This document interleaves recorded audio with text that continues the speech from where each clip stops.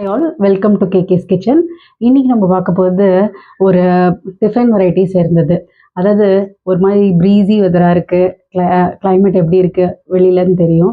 இந்த மாதிரி டைமில் வந்து சட்டுன்னு சூடாக பண்ணக்கூடிய ஒரு டிஃபன் வெரைட்டி இது. அண்டு ஃபேமிலியோடு உட்காந்து ஏதாவது பொரிச்சு சாப்பிட்டா நல்லாயிருக்கும் அப்படின்னு நமக்கு தோணும்ல. அந்த டைமில் ஒரு ஆப்டான ஒரு டிஃபன் வெரைட்டி தான் இப்போ நான் சொல்கிறது. பட் இதுக்கு என்னென்னா, நீங்கள் காலையிலேயே வந்து காலையிலேயே இந்த செஞ்சேன்னா ஈவினிங் சாப்பிட போகிறீங்கன்னா ஒரு 2-3 ஹவர்ஸ் முன்னாடி இந்த அரிசியை ஊற வச்சு அரைச்சி பண்ணக்கூடியது தான். இது ரொம்ப ஃபேமஸான வெள்ளை பணியாரம்னு சொல்லுவாங்க. இது வந்து இந்த கொங்கு ஸ்பெஷல்னு சொல்லலாம். இதுக்கு சட்னி வந்து நான் வந்து வெங்காய சட்னி பண்ண போகிறேன்.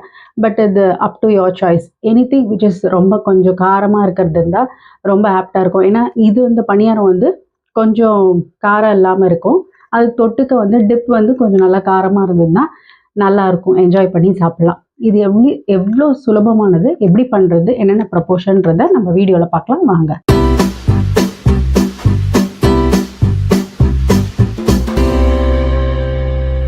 ஃபஸ்ட்டு ஒரு அழகு நம்ம புழுங்கலரிசி, சாப்பாட்டு புழுங்கலரிசி இருந்தாலும் ஓகே. இன்னும் ஒரு அழகு பார்த்திங்கன்னா இட்லி அரிசி. நீங்கள் வந்து இது நான் வந்து ஒரு 3 பேருக்கு 4 பேருக்கு அந்த மாதிரி டிஃபனுக்கு சொல்கிற அளவு. இது வேணால் நீங்கள் இன்க்ரீஸும் பண்ணிக்கலாம், இல்லை கம்மியும் பண்ணிக்கலாம். ஸோ இட்லி அரிசி ஒரு அழகு புழுங்கலரிசி, இது ரெண்டுத்தையும் நல்லா களைஞ்சி, அதாவது நல்லா வாஷ் பண்ணிவிட்டு ஊற வைக்கணும். உளுந்து பார்த்திங்கன்னா 1 ஸ்பூன் அவ்வளோதாங்க, இது போட்டால் போதும். இந்த மெஷர்மெண்ட்டுக்கு இந்த 1 ஸ்பூன் போட்டால் போதும். வெந்தயம் பார்த்திங்கன்னா 1/2 ஸ்பூன் போடுறேன். இது எப்போவுமே தனியாக நீங்கள் ஊற வைக்கணும்.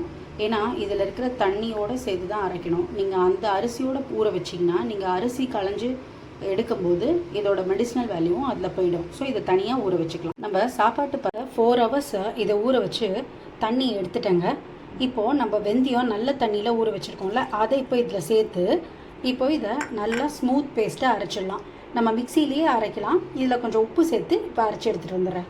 மிக்சிலேயே அரைக்கலாம். நான் உங்களுக்கு வந்து இந்த பாருங்க, நீங்கள் விட்டு அரைச்சிங்கன்னா நல்லா ஸ்மூத்தாக அரைச்சிடலாம். ரொம்ப வந்து ஹீட் ஆகாமையும் இருக்கும். அண்டு நல்ல மையாக அரைக்கலாம். அதை தான் உங்களுக்கு இது காட்டுறேன். இப்போ நான் இதை வேறு கண்டெய்னரில் மாற்றிடுறேன். நல்லா இதை அரைச்சாச்சு. இது நல்லா ஃபர்மெண்ட் ஆகட்டும்ன்ற 4 to 6 ஹவர்ஸ் ஆச்சுன்னு வச்சுக்கோங்களேன். நல்லா நம்ம பணியாரம் ஊற்றும் போது நல்லா உப்பி வரும். நல்லா 4 ஹவர்ஸ் ஃபர்மெண்ட் ஆகிடுச்சுங்க. இப்போ நான் என்ன பண்ணியிருக்கேன்னா, இதில் இஞ்சியும் பச்சை மிளகா கருவேப்பிலை இது மட்டும்தான் போட்டிருக்கேன், வேறு எதுவுமே போடல. இதில் நீங்கள் மற்ற பணியாரம் மாதிரி இந்த கேரட் அதெல்லாம் இதில் போடக்கூடாது. இதுவே கூட சில பேர் இந்த இஞ்சி பச்சை மிளகாலாம் போட மாட்டாங்க. பட் ரொம்ப பிளாண்டாக இருந்தால் சாப்பிட முடியாதுன்றதுனால இதை போட்டிருக்கேன். இந்த கன்சிஸ்டன்சி இருக்கணும். அடுப்பில் எண்ணெய் வச்சுருக்கேன். நீங்கள் அது கொஞ்சம் காய வைக்கணும். அது கொஞ்சம் மிதமான சூட்டில் இருக்கும்போது நம்ம போட ஆரம்பிக்கலாம். பக்கத்தில் இதை ரெடியாக வச்சுக்கோங்க. நம்ம எடுத்துகிட்டு போட்டுடலாம். எண்ணெய் நல்லா சுட்டுருச்சுங்க, அதாவது நல்லா காஞ்ச உடனே இப்போ மெதுவாக நம்ம இந்த பணியாரத்தை ஊற்றணும். இது எப்படின்னா, நீங்கள் கரண்டிலே எடுத்து அவ்வளோதான் சென்டராக ஊற்றி விட்டுடணும். இது நல்லா உப்பி உங்களுக்கு வரும். இது மேலே எழும்பின உடனே இன்னொன்று வேணால் ஊற்றிக்கலாம். நீங்கள் ரொம்ப நிறைய ஊற்றினீங்கன்னு வச்சுக்கோங்களேன், ஒன்றோட ஒன்று ஒட்டிக்கும்.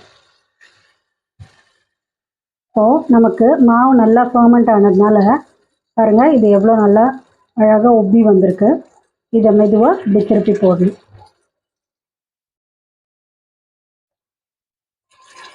அடியிலலாம் ஒட்டவே ஒட்டாதுங்க. 2 பக்கமும் நல்லா குக் ஆனவுடனே எடுக்கலாம். தீயை கொஞ்சம் மீடியமாகவே வச்சுக்கோங்க. அதாவது ரொம்ப லோவும் இல்லாமல் ரொம்ப ஹையும் இல்லாமல் மீடியம் ஃப்ளேமில் வச்சுக்கிட்டிங்கன்னா உங்களுக்கு சீராக வேகும். அதனால சொல்கிறேன். 2 பக்கமும் இந்த மாதிரி கோல்டன் ப்ரௌன் ஆகிற வரைக்கும் கொஞ்சம் நம்ம ஃப்ரை பண்ணிடணும். நல்லா வெந்துருச்சு. இப்போ நம்ம இதை நல்லா இப்படி ட்ரெயின் பண்ணிவிட்டு பக்கத்தில் நம்ம வச்சுருக்கோம்ல, அதில் டிஷ்யூ பேப்பர் போட்டு வச்சோன்னு வச்சுக்கோங்களேன், இதை அப்படியே எடுத்து போட்டுடலாம். அதுக்கப்புறம் நெக்ஸ்ட்டு செட்டு நீங்கள் ஊற்றலாம். பாருங்க, அடுத்த ஈடும் போட்டு எடுத்துட்டேன். இப்போ உங்களுக்கு வந்து கொஞ்சம் நல்ல மொறுன்னு வேணும்னா இதை கொஞ்ச நேரம் விட்டிங்கன்னா நல்லா ப்ரௌனாகவும் ஆகிடும். அந்த மாதிரியும் சாப்பிட்லாம். சில பேருக்கு இல்லைன்னா நம்ம வெந்த பதத்தில் இருந்தாலே பிடிக்கும். ஸோ இது நீங்கள் எப்படி வேணாலும் எடுத்துக்கலாம். நல்லா புஃப் புஃப்னு வந்திருக்கு பார்த்தீங்களா? நான் சொல்ல ப்ரப்போர்ஷனில் நீங்கள் எல்லாமே போட்டிங்கன்னா கரெக்டாக வரும். நம்மளோட வெள்ளை பணியாரம் ரெடிங்க. இது குயிக்காக செஞ்ச ஒரு கார சட்னி. நான் இதோட ரெசிபியை நான் உங்களுக்கு தனியாக இன்னொரு வீடியோவில் போடுறேன். ஒரு சட்னி காம்போ மாதிரி கூட வச்சுக்கலாம், குயிக்காக எப்படி சட்னிலாம் பண்ணுறதுன்னு. இது கொஞ்சம் எண்ணெய் குடிக்க தான் செய்யும், ஆனால் வந்து எப்பாவது ஒரு டைம் சாப்பிட்றதுக்கு நல்லா இருக்குங்க. நீங்கள் யாராவது வீட்டில் வரா மாதிரி இருந்தால் கூட நீங்கள் இந்த வடை பஜ்ஜி அதுக்கு பதில் இந்த மாதிரி கூட கொடுக்கலாம். பார்த்தீங்களா எவ்வளோ வந்து ஈஸியாக இருக்குது. இதில் நான் ஒரு சின்ன டிப்ஸ் சொல்கிறேன். என்னென்னா, இப்போ நான் வந்து எண்ணெயில் ஊற்றிருக்கேன். இதோட வந்து ஸ்பெஷாலிட்டியே பார்த்தீங்கன்னா சுட சுட எண்ணெயில் ஊற்றி சாப்பிட்றது தான். பட் இப்போ வந்து ரொம்ப எல்லாரும் ஹெல்த் கான்ஷியஸாக இருக்காங்க. அதனால நம்ம பணியார சட்டியை எடுத்து வச்சுட்டு அதில் நீங்கள் வந்து ஹாஃப் ஸ்பூன் எண்ணெய் ஊற்றிட்டு இதை நீங்கள் இது பண்ணி சாப்பிட்லாம். பாயிண்ட் 1. செகண்ட் ஒன் வந்து நான் வந்து பச்சை மிளகாய் இஞ்சிலாம் சேர்த்துருக்கேன், வீடியோவில் சொல்லியிருக்கேன்ல, அதே மாதிரி இப்போ உங்களுக்கு அது வேண்டான்னா பிளெயினாக வந்து அந்த பணியாரத்தை ஊற்றிட்டு டிப்பு வந்து நல்ல காரமாக இருக்கிறதா நீங்கள் வந்து சூஸ் பண்ணிவிட்டு தொட்டு சாப்பிட்டீங்கன்னா ஃபென்டாஸ்டிக்காக இருக்கும். இதை நீங்கள் கண்டிப்பாக ட்ரை பண்ணுங்கள். எப்படி வருதுன்றதை சொல்லுங்கள். வீடியோ பிடிச்சிருந்தா லைக் பண்ணுங்கள், ஷேர் பண்ணுங்கள்.